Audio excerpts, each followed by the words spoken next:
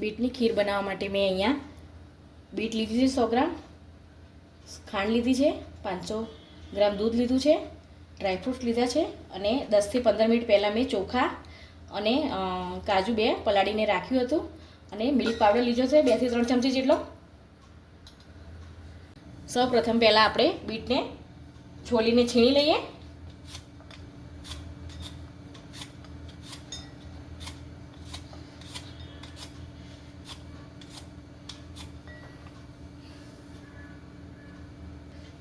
બીટને હવે આપણે છીણી લઈએ.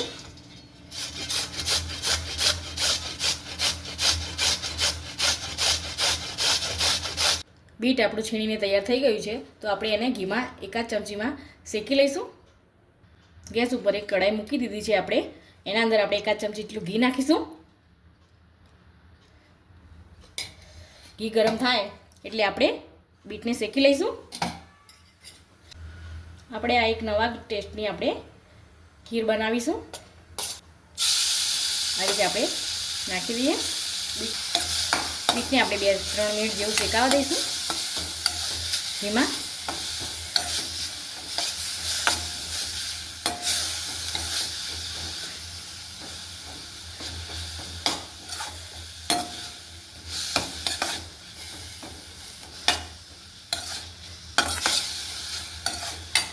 ડ્રાયફ્રૂટ્સના જે ટુકડા કરીને રાખ્યા હતા એ પણ આપણે અંદર બીટ જોડે નાખી દઈશું. થોડા શેકાઈ જાય અંદર.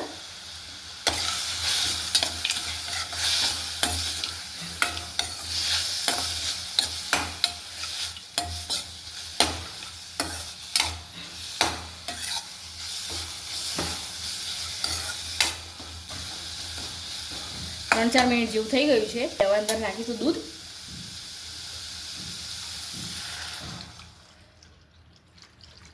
દૂધ મેં 500 થી 600 ગ્રામ જેટલું લીધું હતું. ફૂલ ફેટવાળું દૂધ. તમારે જે પણ લેવું હોય તમે લઈ શકો છો. આને થોડી વાર આપણે ઉકળવા દઈશું. કાજુ અને ચોખા મેં 15 થી 20 મિનિટ પહેલાં પલાળી રાખ્યા હતા. એ પ્રોસેસ તમારે પહેલાં જ કરી લેવી, તમારે જ્યારે બનાવી હોય ત્યારે. ધીમા ધીમા તાપે ઉકળે ત્યાં સુધી આપણે ચોખા અને કાજુને મિક્સરમાં ક્રશ કરી લઈએ. ચોખા અને કાજુને મેં અહીંયા 2 પાણીમાં ધોઈને સરસ પલાળી રાખ્યા હતા. હવે આ પાણી આપણે નિતારી લઈશું પહેલાં. હવે આપણે મિક્સર જારમાં ચોખા અને કાજુ નાખીશું.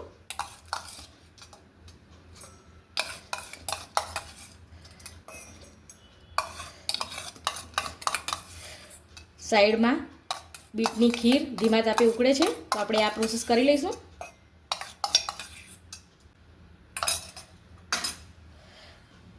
થોડું 2 થી 3 ચમચી જેટલું દૂધ લીધું છે આપણે. હવે આને ક્રશ કરી લઈશું.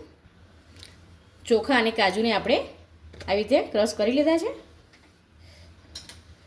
આ રીતે થઈ ગયું છે તૈયાર.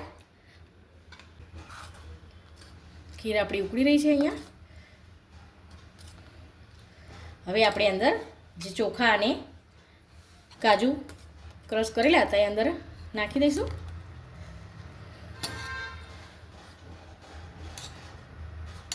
આનાથી શું આપણી ખીર એકદમ ઘટ અને ક્રીમી બનશે. સરસ.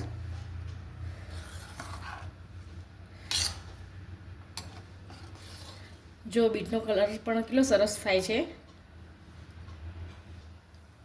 ખીર અહીંયા આપણી ઉકળે છે, તો આપણે ખાંડ નાખીશું. તમારા સ્વાદ મુજબ તમારે નાખી દેવી. મેં આશરે અહીંયા 100 ગ્રામ જેટલી ખાંડ લીધી છે. હું અહીંયા મિલ્ક પાવડર 2 થી 3 ચમચી નાખી રહી છું. મિલ્ક પાવડરથી બહુ સરસ એકદમ ઘટ અને બહુ સરસ બનશે. આ બધું આવશે એટલે બહુ સરસ લાગશે. ધીમા તાપે આપણે હલાવી લઈએ. બીટની ખીર અહીંયા આપણી જો ઘાટી થઈ ગઈ છે એકદમ સરસ. હવે આપણે નાખીશું ઇલાયચી પાવડર થોડો. સરખું મિક્સ કરી લઈએ.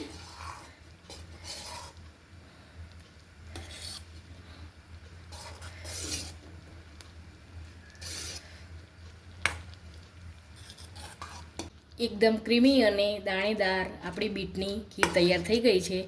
તો આ રેસીપી સારી લાગી હોય તો લાઈક કરો, શેર કરો અને સબસ્ક્રાઈબ કરો.